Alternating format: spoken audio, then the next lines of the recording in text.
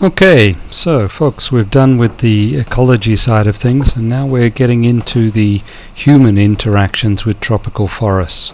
We're taking a look first of all at deforestation drivers and consequences for biodiversity. In other words, we're taking a look at what's happening with tropical forests around the world today. What is their status and how are they being managed? And what is it looking like for tropical forests into the future? So in this lecture we'll be taking a look at a history of tropical forest loss, what forest has been lost in the past by whatever means, prior to European colonization and subsequent to European colonization. We'll take a look at current rates of tropical forest loss and the drivers behind that deforestation, and we will take a look at tropical rainforests into the future with the impact of global climate change and increasing populations factored in, and finally we'll take a look at some of the implications of loss of tropical forests for biodiversity conservation. So first of all, history of tropical forest loss. Well, tropical forest has been lost around the world. It's been different in different tropical forest areas. So different areas have suffered a greater or lesser amount of tropical forest loss or degradation. So places like Africa, Central Africa, the large block of rainforest in the Congo Basin there, East Africa, Southeast Asia, and parts of the Amazon and Central America have all lost tropical forest to a greater or lesser extent. There certainly has been some evidence of prehistory loss of biodiversity in tropical rainforests through hunting of large animals, and there's been quite a large amount of evidence put forward that humans have contributed to the extinction of the large animals or megafauna in many parts or many continents around the world, and that includes the tropics as well. In northern tropical South America, the ground sloths, which used to inhabit the tropical savannas in that area, were probably driven to extinction through the arrival of human beings. There is also evidence of large areas of tropical rainforest deforested for agriculture. Some of it never recovered, it remained deforested, and that's particularly the case in Southeast Asia. But some areas like Central America and the Amazon, it looks like some of these areas which were previously deforested and now support what we see as primeval or untouched tropical rainforest. But with continuing deforestation, ironically, evidence is being uncovered which shows that this may not be the case in many parts of at least the Amazon, but also in Southeast Asia and Central America as well. So I'll show you some pictures just now. All this to say that it's not known exactly how much tropical forest was lost by the time or the start of European expansion around the world in the 14th century. So before this fella Christopher Columbus discovered the New World, how much tropical forest had been lost in the New World, nobody really knows for certain. Initially it was thought that much of the Amazon basin was still covered in tropical forest all through up until the 14th century, and when the nasty Europeans arrived and began clearing sections of it and so on. But we now know from archaeological evidence that in fact the Amerindians had some pretty extensive settlements and civilizations throughout the Amazon basin. Oh, I meant to put in a website for you to take a look at. I will put one in the PowerPoint presentation so you can see a website to go and take a look at. This is an artist's representation of a Amazonian settlement started by the Amerindians, which may have existed up to 700, 800 or even 1,000 years ago. As you can see, it's a circular settlement with roads radiating out from it, and probably on the banks of the Amazon River there, or some major river in the Amazon. As you can see, there are areas of cultivation all around this settlement, which was thought to contain at least 1,000 people. And these slash and burn agricultural areas formed enough food production to support this center. And these are the sorts of archaeological remains which are being found. They're called geoglyphs, which are being found throughout the Amazon, or not throughout the Amazon, but at least in over large areas of the Amazon today. So this may have been, this earthworks here may have been the boundary of one of these types of settlements. And in the same way, this square earthwork may have been another settlement in this area. These earthworks are only now coming to light because, ironically, the rainforest which covered them is now being cleared. So these areas, or these settlements, these prehistoric settlements, were actually hidden by the rainforests. So people did not know they were there, and that led to people believing that early reports from the earliest conquistadors that the Amazon basin was full of people may actually be true. It was dismissed at the time as being very fanciful, because when people went back to the Amazon, they certainly found that there was no people there. It had been depopulated by the time the second wave of explorers and settlers got there. And one of the reasons why people believed that it was depopulated was the diseases which the early conquistadors brought in. A common cold would be no more than an inconvenience to most of us, but to the Amerindians of the time, with their naive immune systems, it could actually be a lethal virus.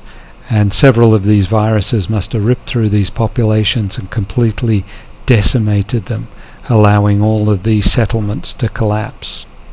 But it seems, though, that in the Amazon basin, therefore, large areas were actually cleared, and there was a fine network of roads throughout the Amazon basin, and communications and a civilization there.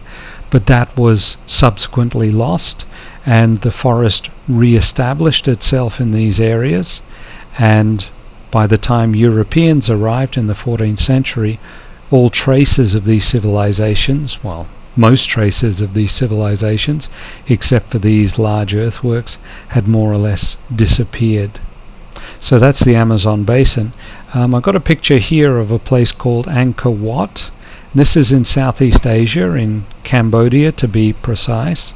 Now this is an old ruined city on the floodplain of the Mekong River, and this is now abandoned. So you can see that you've got some pretty impressive ruins here, mostly built out of stone, and this covers a very large area of this city, with drainage ditches and so on, showing where all the agricultural areas used to be surrounding the city. The city did collapse not that long ago, and must have been only a few hundred years ago for all these ruins to still remain in such good condition. But forest reclaimed much of this city, so the city is now being reclaimed by people clearing back the forest to reveal this city. So it's really an example of tropical forests being cleared in prehistoric times, and then for some reason being depopulated and the forests growing back into that area. So we're not really too sure exactly how much forest remained at the start of at the start of the European colonial era. So we can hypothesize, but we do have more certainty about what happened from this point going onwards. In Southeast Asia, East and South America and the Caribbean, much forest was converted to plantations, mainly under European control. So the Europeans arrived in these areas and they saw these areas as having good potential for producing products which they could make money out of. And so the Europeans established colonies and empires around the world which produced a load of products, tropical products, which flowed back to the center of the empire and therefore enriched it. So England was probably the biggest, but Spain initially had the biggest empire, but that soon declined, and the Dutch and the Germans all had their own empires. Portuguese as well, obviously, with Spain. Much of the wealth of these colonies and the empires was from plantations and agriculture. So much of the tropical forest in the areas under the control of these European powers was converted to plantations. And here I've got three of the main tropical plantation crops. This is rubber, rubber tapping. Rubber production was more or less halted or became uneconomic with the development of synthetic rubber. But prior to the development of synthetic rubber, soon after World War II, rubber from this natural means was the only way of getting rubber. And when you think about all the uses that rubber is put to, not only car tires, but also things like gaskets and bushings and parts for machinery and so on, rubber was an incredibly important commodity. So large areas of tropical forest were cleared and planted up with this tree crop. Cocoa is another plantation crop which we are all probably familiar with. Much of Trinidad was cleared in the 1800s to plant cocoa, and sugarcane was the other very big plantation crop in Trinidad.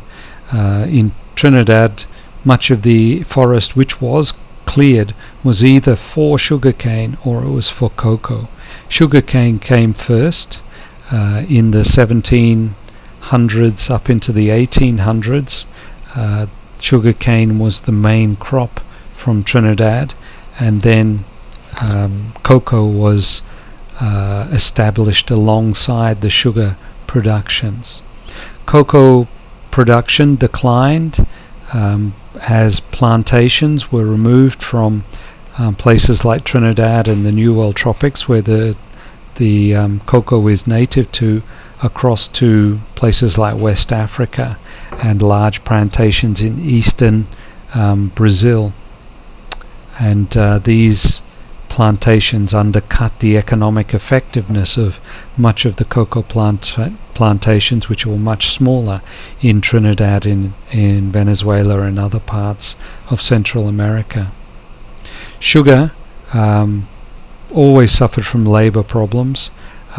Slavery was the first method with which sugar plantations were driven forward, and then indentured labor in Trinidad.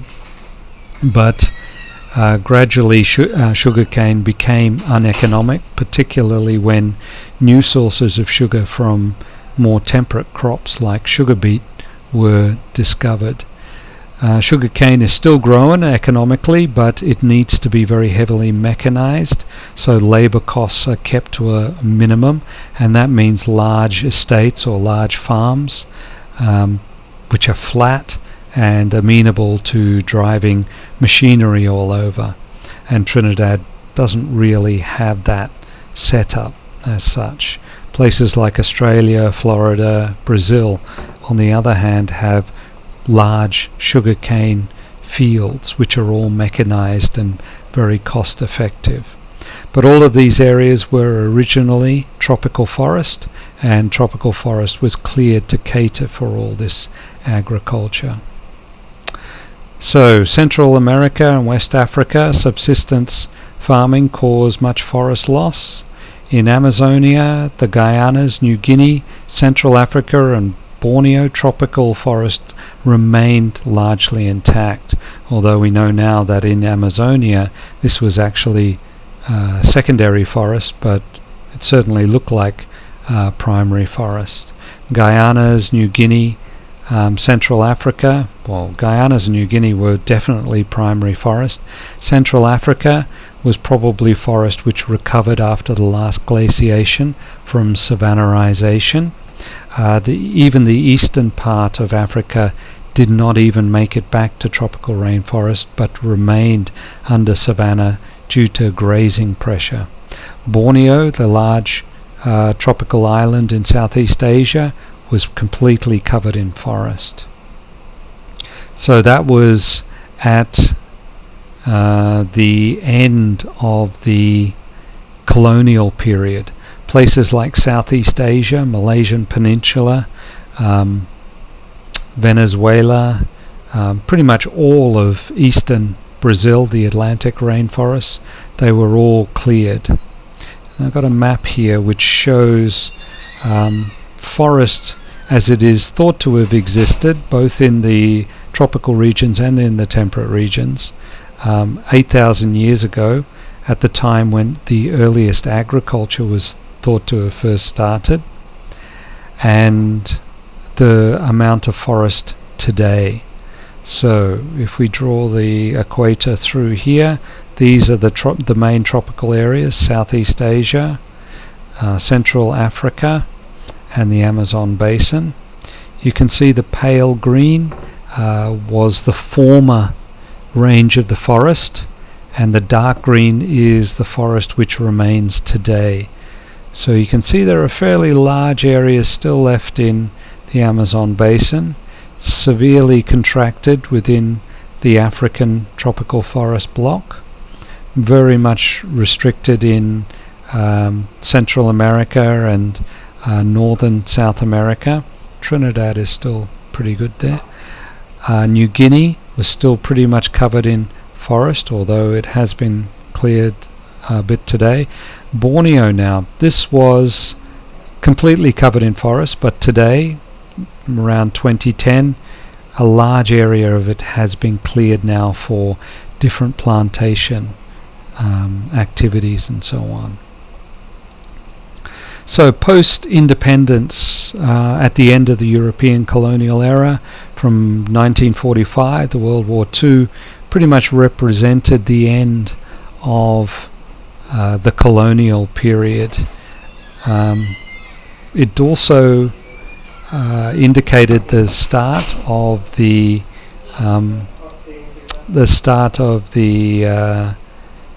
mechanized period, and that had a big impact on how tropical forests were utilized.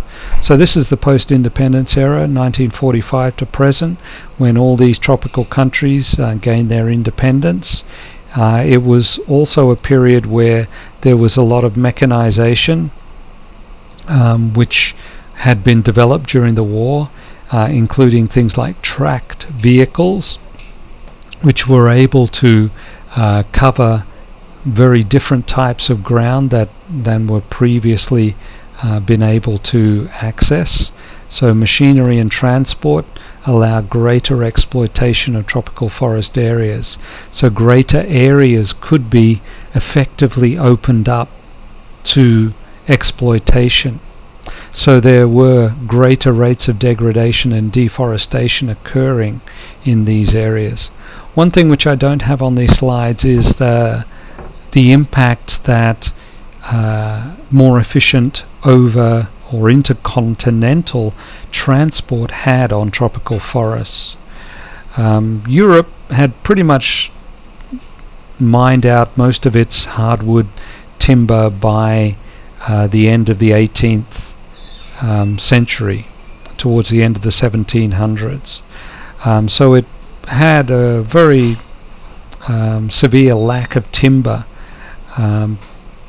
The European powers, the colonial powers, one of their impetuses for finding new colonies was to secure new supplies of timber for shipbuilding, because colonial power and colonial might was very much reliant on having a very large and powerful navy to protect your trade routes and trade interests. So having forests available to get timber to build ships was of primary importance. With the end of World War II, much of the shipping around the world had been converted to iron, diesel-driven ships, which were much more efficient rather than the old wind-powered wooden vessels. So the machinery of transport in between continents had improved to such an extent that transport costs had fallen rapidly. There were a lot more ships around, and therefore the carrying of large bulky commodities like timber was now cost effective. And with the shortage of timber in Europe, this meant that tropical forests began to be exploited at greater and greater rates to satisfy the demand for timber in Europe, North America, and also in Japan. So the transfer or the transition from older methods of extracting timber and the effect of it cannot be overemphasized. So before World War II, this was mainly the scene in which tropical timbers was extracted in Southeast Asia. This only occurs in Myanmar at the moment. This was a more common scene for extracting tropical timbers, using bullocks and teams of bullocks, or buffalipso or buffalo, to haul out timber from the tropical forests. So the amount of timber was very much restricted by the distance that these timber could be carted by these animal means of transporting the logs. And once the logs had been transported out of the forest, they were usually transported over the medium distances along river courses. So in the day before mechanization, before World War II, the areas most exploited in a tropical forest were areas close to rivers. So areas close to rivers, because rivers form the most convenient transport networks in these areas through boats and so on, they were the first ones logged and the first ones cleared for plantations and so on. The areas further away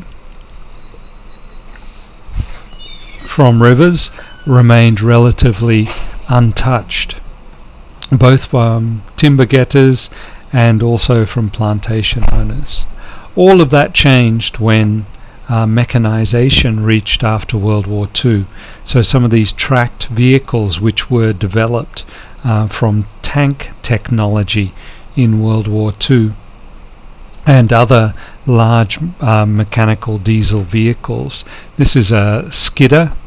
A skidder would take the place of elephants and bullocks, and because they're much more powerful, they can haul logs, larger logs, and haul those logs over much larger distances.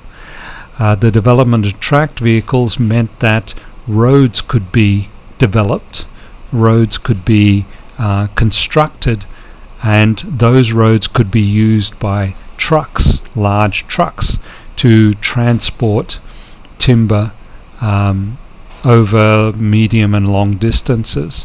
So people were no longer tied to the rivers, and forests began to be opened up over much larger areas.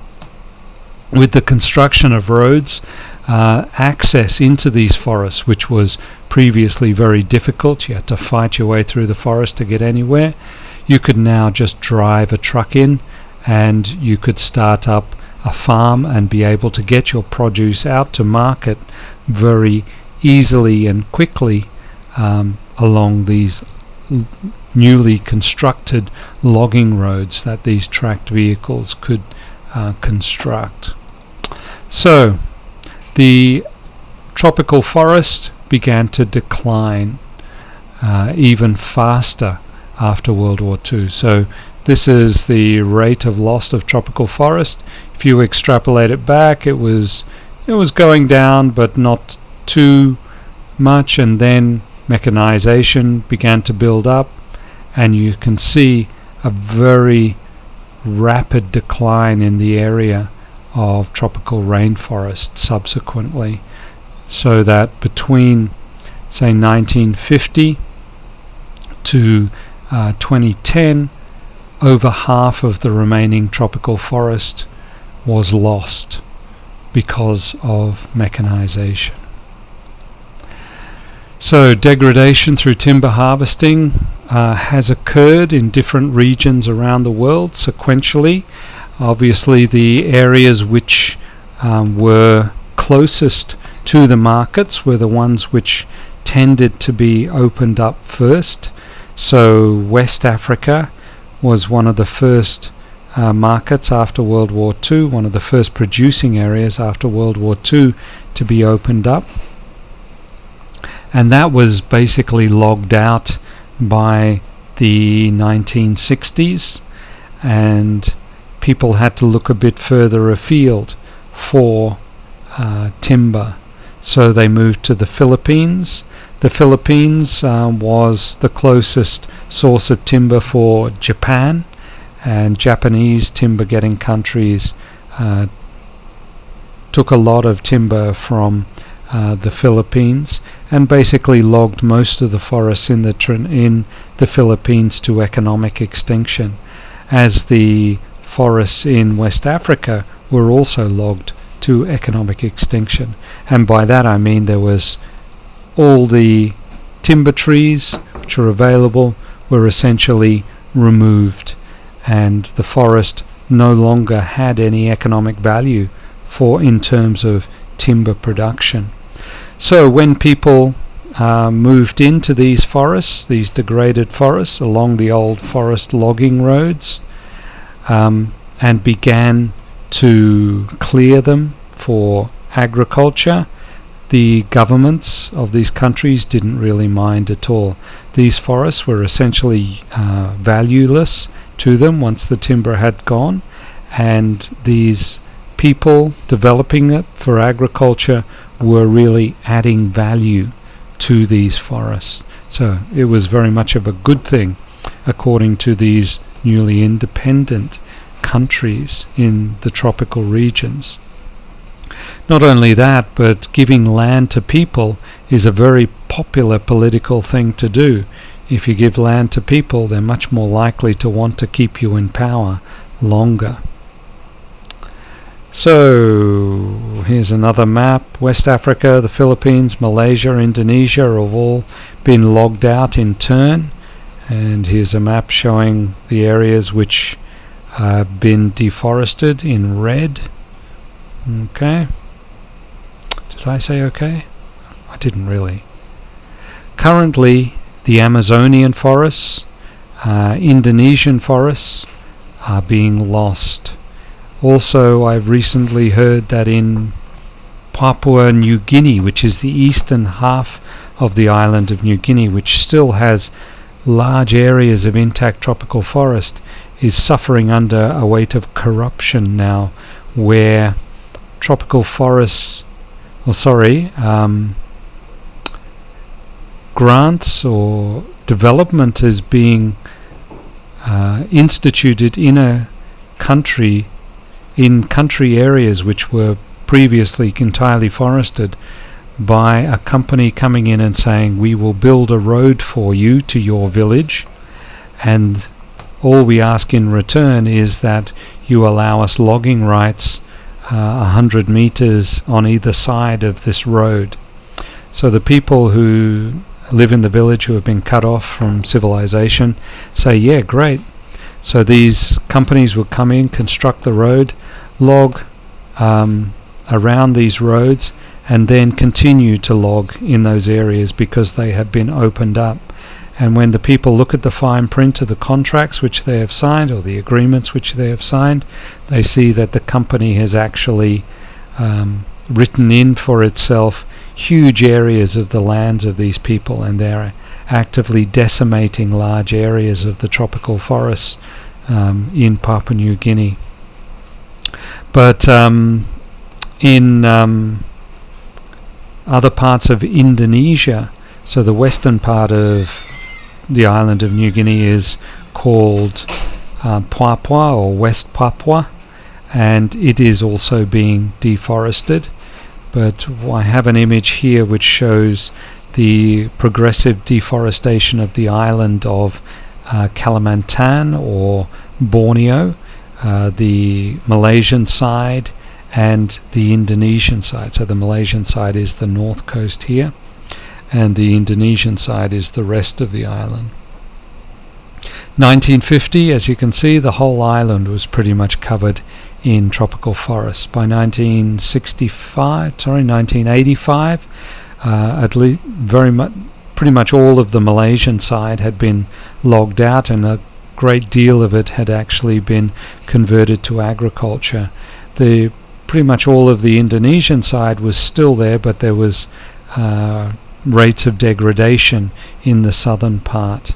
By 2000, pretty much all the Malaysian side had been converted to agriculture, with a few pockets left, and the Indonesian side, large areas, large holes had begun to open up in the rainforest. 2005, only 5 years after that, it had progressed.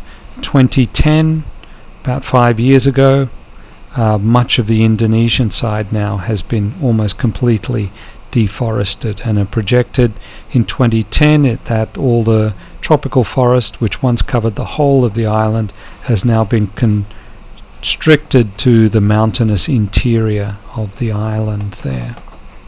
So this, unfortunately, is the pattern that tropical forest loss is experiencing in different parts of the world today.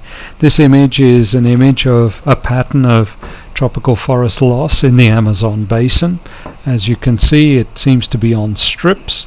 So what happens is a road is pushed into an area, and then people will work out along subsidiary roads into the forest and clear areas and open up the land for agriculture. And this is happening in large areas of the Amazon basin today.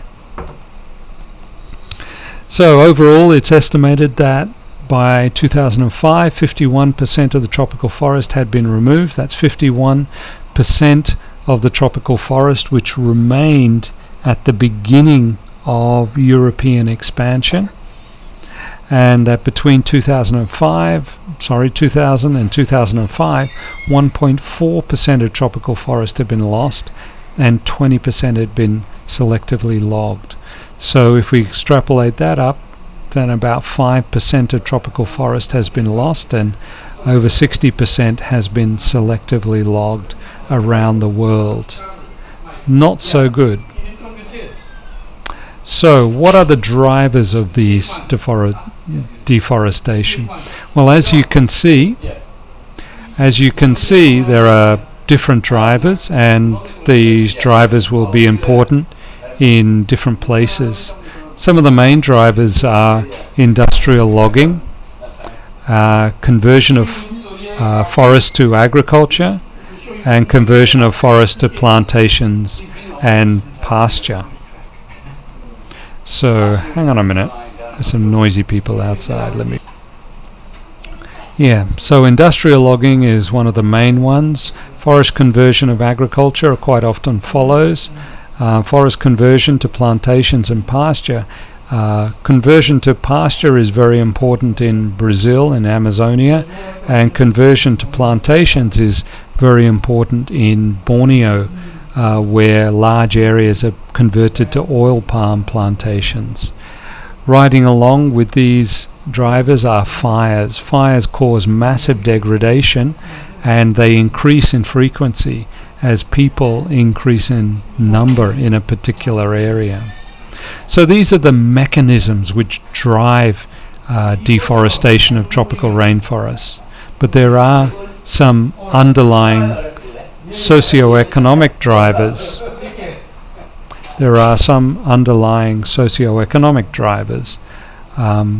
And the main underlying factors are tropical country governments trying to eliminate the opportunity costs which undeveloped tropical forests represent to them. So any country has a limited amount of land, and to grow their economy and to increase their tax base so they can have enough money to build the facilities, the schools, the hospitals, the law enforcement and the military that a country wants and desires. It needs to have a large tax base. If you have a large part of your country occupied by a forest, which it does not represent any sort of income, then that represents a severe opportunity costs for that government. So they need to try and get some money out of these forests. The easiest and quickest way of getting money out of these forests is through industrial logging. Okay? I didn't say okay then. So they need to develop agriculture and industry to grow their economies to provide better standards of living for their people. The first thing they can do is lease out these forests for industrial logging, and so this is done. Quite often these logging companies don't treat the forests in a respectful way, and they totally log out the forests so that there is no commercial trees left, and therefore the forests are valueless as far as economic purposes are concerned. So that facilitates then the conversion of this forest to agriculture, and all too often there are schemes to convert the forest to plantations like oil palm plantations, or to pasture for producing beef and so on. So these are ways in which agriculture and industry is developed so that a tax base can be increased, so the government can get more money and therefore provide more services for their people. So I've got a little graphic here showing the main causes of deforestation in the Brazilian Amazon, and 65 to 70% of all the deforestation in 2000 to 2005 was because to clear forest for cattle ranching. About a quarter was for small-scale agriculture, and about 10% for large-scale agriculture. Only about 2 to 3% of deforestation was due to logging. That's despite the fact that large areas of the forest was logged. So that shows that logging can be sustainable. Doesn't necessarily have to lead to deforestation, but if it's not managed properly, it probably will. So cattle ranching, very important driver of deforestation in the Brazilian Amazon. This gives economic return and employment and money to people, so it tends to happen. So logging and conversion of the forest to agriculture and plantation is a way of increasing the tax base of the country.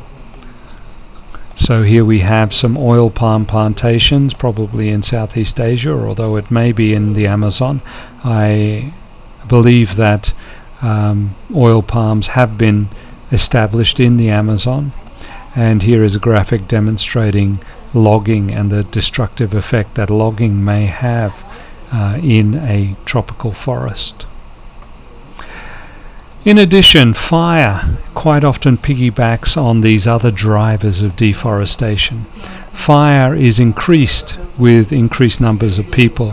If you have a large number of people, you're quite likely to have at least one person in that group who is a pyromaniac and who is going to set fires. Also, human activities by their very nature, like slash and burn agriculture and so on, increases the amount of fire in the landscape.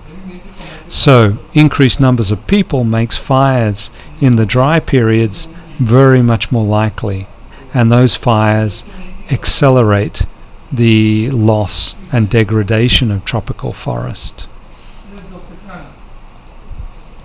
So tropical forests in the future are not looking so good. We still have those drivers of deforestation, and they may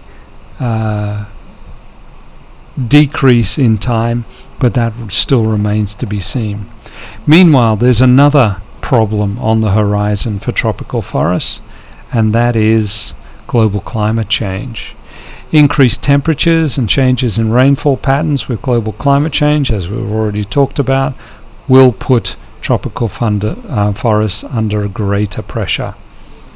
Increased peoples in tropical rainforest areas will put the remaining areas of tropical forest under further pressure, because, as I've said, peoples and fires go together. So the more people there are, the more fires they would tend to be. So the future of tropical forests, even tropical forests which have been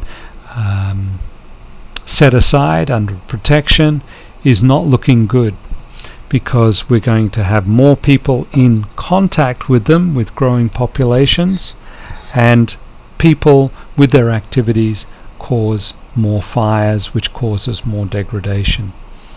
This is just a graphic showing areas in which there were fires, but in May 2003. As you can see, in tropical areas, it's not too bad. Northern Venezuela and around Trinidad is pretty bad.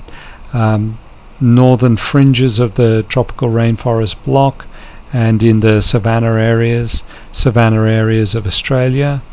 But look at this, Sulawesi and Malaysia, all suffering from quite heavy fires, and also the savanna areas of Madagascar as well. So fire is a big problem.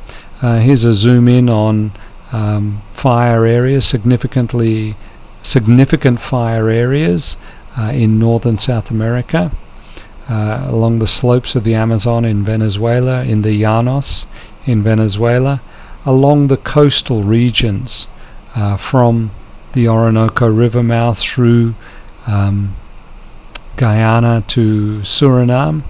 These are all areas where there is the highest density of people in these regions, and so there tends to be much more fires in these areas. And finally, this pocket down here, which represents the Grand Savannas and the Rupununi Savannas, and those savanna areas which are burnt fairly regularly by people to provide new growth for cattle and so on. But despite all that doom and gloom, there is still some hope. In temperate countries, forest cover is actually increasing, so there is actually a growth of forest cover in places like Northern Europe and in North America.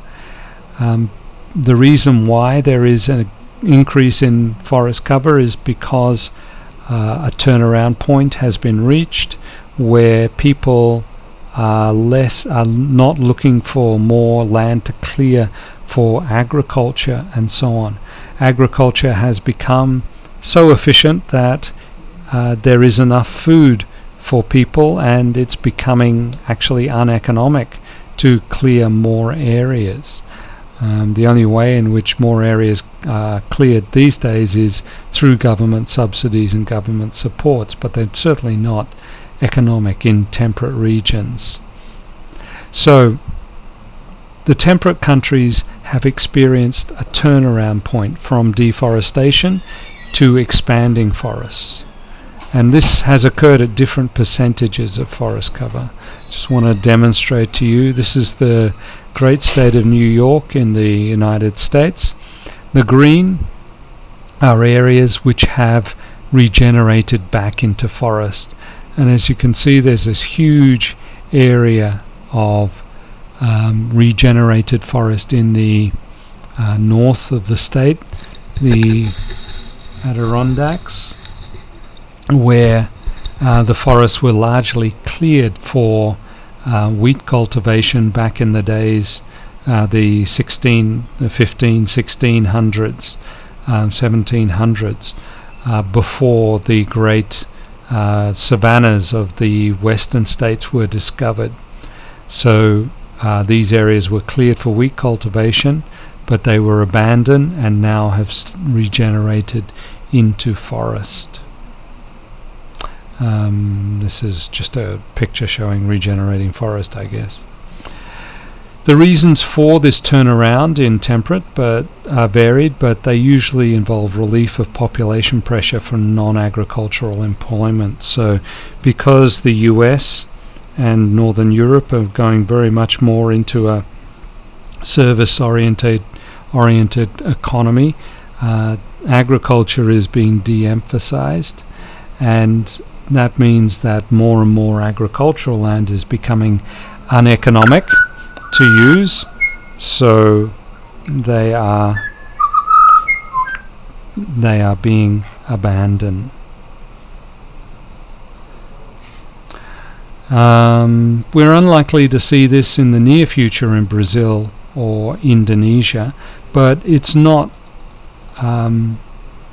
It is a light at the end of the tunnel. It will occur at some stage in these countries. The big point is at what point at what concentration or amount of forest will it return back to the good size, the turnaround point occur. Okay, so some of the implications for biodiversity conservation. Well, as we've seen, deforestation has the main effect on biodiversity reduction. That's in biodiversity and conservation. Removal of the rainforest ecosystem causes direct extinction and a number of secondary effects. Canopy openings, edge effects, fragmentation all effect on biodiversity and degradation, and some species are affected more than others. Not all species are equally prone. Understory specialists, small species distribution, large species distribution, should be large, are affected. Large home range, small species, restricted, so rare species,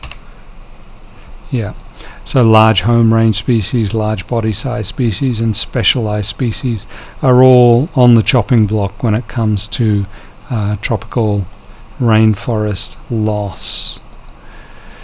So forest degradation is generally not disastrous for biodiversity conservation, so like selective logging. A forest will recover from that. However, the forest is made more vulnerable to fire with the added human presence and accessibility, and therefore fire becomes more probable, and therefore further degradation may occur. A rainforest can handle a single fire and single degradation, but more will push the system beyond its resilience, and forests will be lost and biodiversity will be lost. So there you go. So deforestation and threats to tropical forests. Timber production seems to be implicated in there as one of the main reasons. We're going to take a look in the rest of this course in ways in which you can mitigate the loss of tropical forest through timber production. Okay. Thank you very much for that.